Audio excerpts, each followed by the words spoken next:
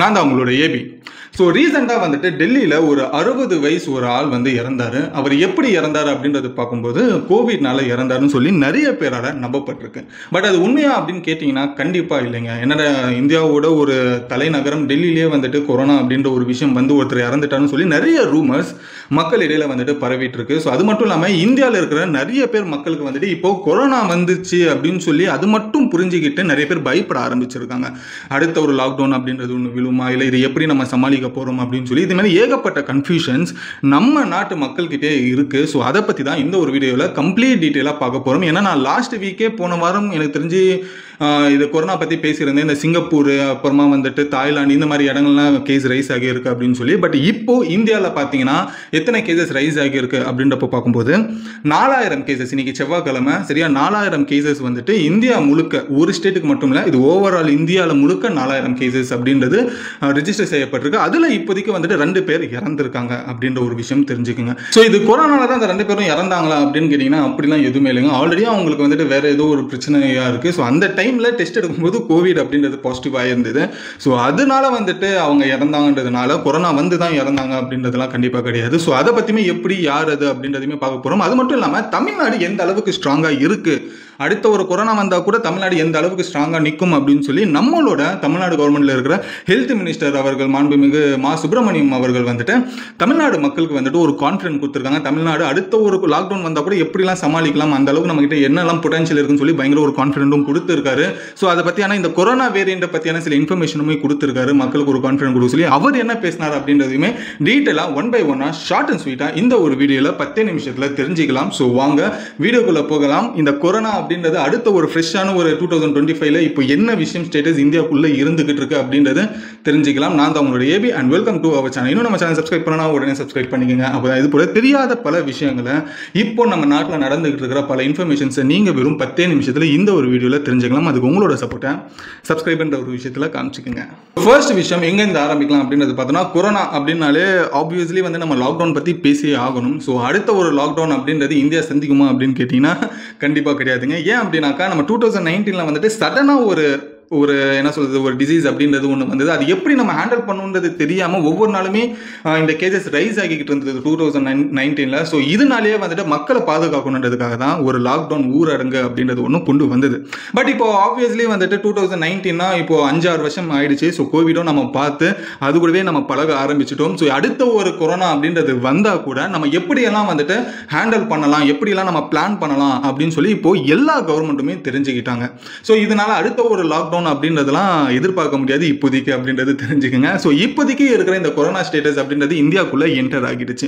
இதுக்கு முன்னாடி போன வாரம் நான் ஆப்வியஸ்லி சொன்ன மாதிரி தான் சிங்கப்பூர்லாம் பயங்கரமாக ரைஸ் ஆயிருந்தது. பட் இப்போ இந்தியாவுக்குள்ளேயுமே வந்துட்டு என்டர் ஆகிடுச்சு. ஸோ இது மே சீசன். ஸோ இது எப்படி இருந்தாலும் இந்த கொரோனா அப்படின்றது இந்த சம்மர் சீசனில் தான் அதிகமாக வந்துட்டு வருஷம் நம்ம பார்த்துக்கிட்டு இருக்கோம். பட் இந்த வருஷம் மட்டும் கிட்டத்தட்ட இந்தியாவில் இந்த ஒரு வாரத்தில் 10 நாளில் மட்டும் 4000 கேசஸ்க்கும் மேலே வந்துட்டு ரெஜிஸ்டர் செய்யப்பட்டிருக்கு. பட் கம்பேரிட்டிவ்லி அதர் இயர்ஸ் அப்படின்றது பார்க்கும்போது இது கொஞ்சம் ஒரு லைட்டான ஒரு ரைஸ் அப்படின்றது தான் இருக்கு. பட் இப்போ இந்தியாவில் மட்டும் 4000க்கும் மேல கேசஸ் வந்து ரைஸ் ஆகி இருக்கு அப்படின்ற பட்சத்தில் ஒரு நாளைக்கு இந்தியாவில் எத்தனை கேசஸ் வந்துட்டு ஒவ்வொரு நாளுமே இன்க்ரீஸ் ஆகுதுன்னா கிட்டத்தட்ட 500க்கும் மேலான கேசஸ் ரெஜிஸ்டர் செய்யப்பட்டிருக்கு ஒவ்வொரு நாளுமே. இன்னைக்கு செவ்வாய்க்கிழமை 4000 தாண்டி போயிடுச்சு அப்படின்றது தெரிஞ்சுக்கங்க. ஸோ இந்த ஒரு கேசஸ் ரைஸ் ஆகிற நேரத்தில் திடீர்னு ஒரு 2 நாளைக்கு முன்னாடி டெல்லியில் வந்துட்டு ஒரு கொரோனா சம்மந்தப்பட்ட ஒரு அப்டேட் வருது. என்ன அப்படின்னாக்கா, இந்த மாதிரி டெல்லியில் இருக்கிற ஒரு 60 வயசு பெண்மணி அவங்க வந்துட்டு ஒரு ஹாஸ்பிட்டலில் போய் அட்மிட் ஆகியிருக்காங்க.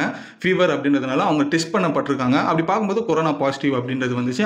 அந்த கொரோனா பாசிட்டிவ் வந்ததுக்கு அப்புறமா ஒரு நாள் அவங்க இறந்துட்டாங்க. பட் அந்த ஒரு உமனுக்கு வந்துட்டு ஆல்ரெடி நிறைய டிசீசஸ் பாடி ரிலேட்டடாக இருந்திருக்கு, நிறைய பிரச்சனைகள் இருந்திருக்கு. ஸோ அதனால தான் அவங்க இறந்தாங்க அப்படின்றத தாண்டி இதில் வந்துட்டு நிறைய பேர் என்ன நினைச்சாங்க, இது கொரோனா வந்ததுனால தான் அந்த 60 வயசு அம்மா வந்துட்டு இறந்துட்டாங்கன்னு சொல்லி ஒரு தப்பான இன்ஃபர்மேஷன் நிறைய பரவ ஆரம்பிச்சு. பட் அப்பயே ஒரு ஃபுல் ஸ்டாப் அப்படின்றது டெல்லி சைட்லேருந்துமே போடப்பட்டுச்சு. இல்லைங்க, அவங்களுக்கு வேற ரிலேட்டடான பிரச்சனைகள் இருந்து ஸோ அதனால வந்துட்டு அவங்க இறந்துருக்காங்க அப்படின்னு சொல்லி இதை முடிச்சதுக்கு அப்புறமா அடுத்தது அதே போல வந்துட்டு மகாராஷ்டிராலையுமே இதே 60 வயசுல இன்னொருத்தவங்களுமே வந்துட்டு இறந்துருக்காங்க. பட் அவங்களுக்குமே கொரோனா பாசிட்டிவ் தான். ஸோ இதனால வந்துட்டு பேக் டு பேக் ஒரு 2 பேர் இறந்தது உடனே வந்துட்டு சரி கொரோனா வந்துட்டு வீரியம் ஆகுது பொழுது இப்போதான் கொஞ்சம் கொஞ்சமாக இறக்க ஆரம்பிக்கிறான்னு சொல்லி தப்பாக நினைச்சிட்டாங்க. பட் ஆல்ரெடி அந்த 2 பேருக்குமே உடல் ரீதியாக நிறைய பிரச்சனைகள் அப்படின்றது இருந்ததுன்றது தெரிஞ்சுக்கங்க. சரி, இப்போதைக்கு வந்துட்டு ஒரு ஸ்டாட்ஸ் ஒன்று ரிலீஸ் செய்யப்பட்டிருக்கு. என்ன அப்படின்னாக்கா, இந்த கொரோனா ரைசஸை பற்றி எத்தனை கேசஸ் எல்லாம் எந்தெந்த ஸ்டேட்டில் ரைஸ் ஆகியிருக்கு, எந்த ஒரு மாநிலம் முதல் முதல் இடத்துல இருக்கு இந்த கொரோனா கேஸ் வந்து ரெஜிஸ்டர் செய்யப்பட்டதில் அப்படின்றது பார்க்கும்போது முதல் இடத்துல வந்து கேரளாங்க. 1300க்கும் மேலான மக்கள் வந்துட்டு அங்கே கொரோனா இருக்குது அப்படின்னு சொல்லி பாசிட்டிவ் ஆகியிருக்கு, கேசஸ் வந்து ரெஜிஸ்டர் ஆகியிருக்கு.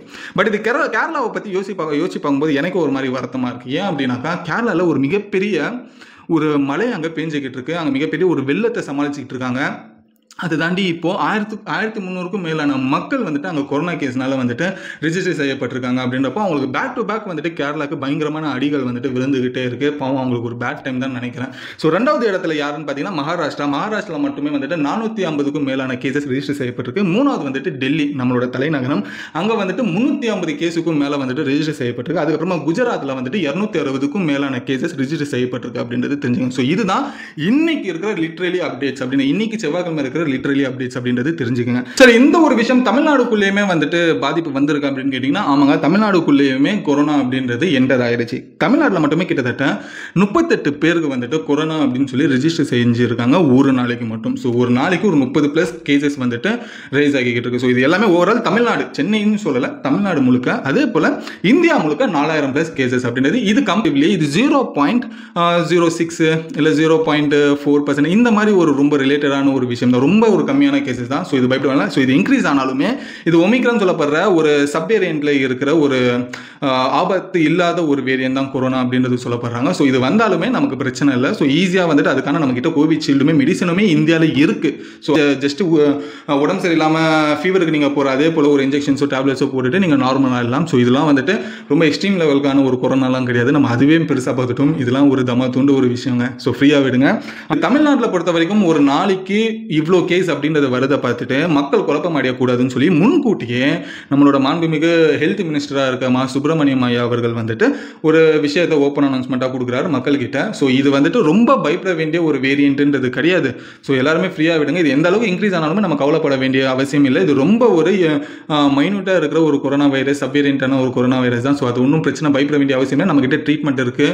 இன்கேஸ் ஒரு மிகப்பெரிய ஒரு கொரோனா அலை அப்படின்றது வந்தாலும் அதை சமாளிக்கக்கூடிய ஒரு பெட்ஸுமே இந்தியாவில் தமிழ்நாட்டில் வந்துட்டு இருக்கு அப்படின்றதுமே வந்துட்டு அவருமே கான்ஃபிடன்ஸ் கொடுத்துருக்காங்க. ஸோ இதனால வந்துட்டு தமிழ்நாட்டில் இருக்கிற எந்த மக்களுமே வந்துட்டு பயப்பட தேவையில்ல, அச்சப்பட தேவையில்ல, ரொம்ப கன்ஃபியூஷன் ஸ்டேஜ்லாம் இருக்க தேவையில்ல. இது ரொம்ப சாதாரண ஒரு விஷயம் சொல்லி அவர் வந்துட்டு ஒரு கான்ஃபிடன்ஸ் கொடுத்துருக்காரு. ஆப்வியஸ்லி அதுதான் ஒரு உண்மையுமே கூட. ரொம்ப யோசிக்க வேண்டிய விஷயம், பயப்பட வேண்டிய விஷயம்ன்றது இப்போதைக்கு இல்லை. ஸோ அவர்கள் இந்த ஒரு விஷயத்தை முன்கூட்டியே சொன்னதுனால இன்னைக்கு பல மக்கள் வந்துட்டு இதை பற்றி யோசிக்காம ஒரு மாதிரி ஜென்ரலாக இருக்காங்க அப்படின்றது தான் ஒரு பெரிய விஷயம். சரி, ஆனால் என்னதான் இருந்தாலும் இன்னைக்கு நிறைய ஸ்டேட் வந்துட்டு ஒரு விஷயத்தை மட்டும் டிஸ்கஸ் பண்ணிக்கிட்டு இருக்காங்க இந்த கொரோனாவை பற்றி. என்ன அப்படின்னாக்கா, ஓவரால் வந்துட்டு ஒவ்வொரு நாளைக்குமே இந்த மாதிரி கேசஸ் இன்க்ரீஸ் ஆகிக்கிட்டே இருக்கு. ஸோ இந்த மாதிரி இருக்கிற நேரத்தில் நம்ம மாஸ்க் போட சொல்லி மக்களுக்கு ரெக்கமெண்ட் பண்ணலாம் அப்படின்னு சொல்லி பல ஸ்டேட்ஸ் வந்துட்டு இது பேசிக்கிட்டு இருக்காங்க. அதில் கேரளா வந்துட்டு ரொம்ப ஒரு மும்பரமாக வந்துட்டு டிசைட் பண்ணியிருக்காங்க அப்படின்றது சொல்லப்படுது. கூடிய சீக்கிரத்தில் கேரளாவில் வந்துட்டு மாஸ்க் போட சொல்லி ஒரு வற்புறுத்தல் அப்படின்றது கவர்மெண்ட் சைட்லேருந்து வரும். ஸோ மக்களோட கேசஸ், அந்த கொரோனா கேசஸ் ரைஸ் ஆகிறத பார்த்தோன்னா இது மாஸ்க் போட சொல்லின்றது ஒரு விஷயம் வரதுக்கான வாய்ப்புகள் அதிகமாக இருக்குது. இன்னும் அதே போல் பல ஸ்டேட்ஸில் இருக்கிற கவர்மெண்ட்டுமே இதை பற்றி தான் டிசைட் பண்ணிட்டு இருக்காங்க. ஸோ மறுபடியும் மாஸ்க் போட சொல்லி சோஷியல் டிஸ்டன்ஸ் கொஞ்சம் மெயின்டைன் பண்ண சொல்லலாம், கொரோனா கேஸ் எல்லாமே கொஞ்சம் டவுன் ஆகிற வரைக்கும் அப்படின்னு சொல்லி பல ஸ்டேட்ஸ் வந்துட்டு இதை பற்றி டிசைட் பண்ணிட்டு இருக்காங்க அப்படின்றது தெரிஞ்சுக்கோங்க. ஸோ பார்ப்போம். ஸோ எந்த லெவலுக்கு வந்துட்டு இந்த கொரோனா அப்படின்றது வந்துட்டு இன்க்ரீஸ் ஆகுது அப்படின்னு சொல்லி. எனக்கு தெரிஞ்சு இது மே மாதம், மே ஜூனில் தான் இதெல்லாம் இருக்கும். ஆப்வியஸ்லி எனக்கு தெரிஞ்சு ஜூலை ஆகஸ்ட்லலாம் வந்துட்டு இது பெரிய ஒரு பிரச்சனை அப்படின்றது கிடையாது. ஸோ இதுதான் இந்தியாவில் நடந்துகிட்டு இருக்கிற கொரோனா கேசஸ் ஸ்டேட்டஸ் அப்படின்றது தெரிஞ்சுக்கோங்க. என்னோட பாயிண்ட் ஆஃப் நான் சொல்ல வருது என்னன்னா, முடிஞ்ச வரைக்கும் நீங்கள் கவர்மெண்ட் சொன்னாலும் சொல்லலாலுமே வந்துட்டு மாஸ்க் போட ஆரம்பிங்க. ஏன்னா நீங்கள் மாஸ்க் போட்டாதான் உங்களை சுற்றி இருக்கிறவங்களுக்கு உங்களால் எந்த பாதிப்புமே வராது. இப்போ நீங்கள் நினச்சி மாஸ்க் போடுறதுனால நீங்களும் சேஃப், உங்களை சுற்றி இருக்கிறவங்களும் சேஃப். இப்படி ஒவ்வொரு ஆளுமே அவங்கள சுற்றி இருக்கிறவங்கள பற்றி யோசிக்க ஆரம்பித்தாலே நம்ம ஆட்டோமேட்டிக்காக மாஸ்க் போட ஆரம்பிச்சிருவாங்க. ஸோ என்னதான் இருந்தாலும் கொரோனா அந்த அளவுக்கு டேஞ்சரான வேரியன்ட் இல்லைனாலுமே பட் அது ஒன்ஸ் ஒரு ஃபீவர் மாதிரி வந்தால் கூட அந்த டைமில் கஷ்டம் தானே. ஸோ அதனால் இதெல்லாமே கொஞ்சம் அவாய்ட் பண்ணுறதுக்கு நம்ம எந்த அளவுக்கு ப்ரிகாஷனாக இருக்கணுமோ அந்த மாதிரி ப்ரிகாஷனாக இருங்க. ஹேண்ட் வாஷ் அடிக்கடி பண்ணுங்கள். அதே போல் மாஸ்க் அப்படின்றது ஒன்று போட ஆரம்பிச்சிங்கன்னா ஸோ உங்களை சுற்றி இருக்கிறவங்களுக்கும் நல்லது, உங்களுக்கும் நல்லது அப்படின்றது தான் என்னோட கருத்துமே. ஸோ அதே போல் உங்களோட கருத்து என்ன அப்படின்றதையும் கமெண்ட்டில் சொல்லுங்கள். உங்களுக்கு லாக்டவுன் மறுபடியும் தேவைப்படுதா அப்படின்றதுமே சொல்லுங்கள். இன்கேஸ் லாக்டவுன் போட்டாங்கன்னா நீங்கள் அந்த லாக்டவுனில் என்னெல்லாம் பண்ணுவீங்க, உங்களோட பிளான்ஸ்லாம் என்ன இருக்குன்னு சொல்லி உங்களோட கருத்தை கமெண்ட்டில் சொல்லுங்கள். நான் இதோட இந்த வீடியோ முடிச்சுட்டு அடுத்த ஒரு சூப்பரான வீடியோவில் உங்களை வந்து நான் பார்க்குறேன். ஸோ இந்த ஒரு கொரோனா ஸ்டேட்டஸை பற்றி ரொம்ப யோசிச்சுக்கிட்டு இருக்கவங்க கிட்ட உங்கள் ஃப்ரெண்ட்ஸ் அண்ட் ஃபேமிலிஸில் யாராவது இருந்தாங்கன்னா இந்த ஒரு வீடியோ அவங்களுக்கு ஷேர் பண்ணுங்கள். உங்களுக்கு எப்படி தைரியம் வந்ததோ அதே போல் அவங்களுக்குமே இதை பார்த்ததுமே ஒரு கிளாரிஃபை அண்ட் ஒரு தைரியமும் கிடைக்கும். ஸோ பயப்பட வேண்டிய அவசியம் இல்லை. இந்த வீடியோ முழுக்க உங்களுக்கான ஒரு அவேர்னஸ்க்கான ஒரு வீடியோவாக தான் இது இருக்கும் அப்படின்றது தெரிஞ்சுக்கோங்க. ஸோ இதோட இந்த வீடியோ முடிச்சுட்டு அடுத்த ஒரு சூப்பரான வீடியோவில் உங்களை வந்து நான் பார்க்குறேன். Until then bye bye AB.